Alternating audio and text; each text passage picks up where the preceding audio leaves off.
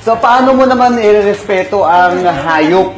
Katulad ng, kunyari, palaka. Paano mo irespeto yun? Huwag kang Ikaw, Sela.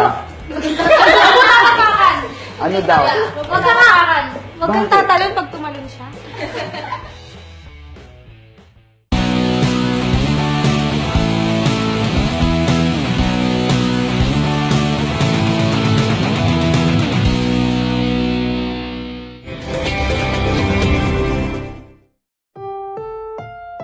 Ang susunod na programa ay rated PG. Patnubay at gabay ng magulang ay kailangan sa mga batang manonood.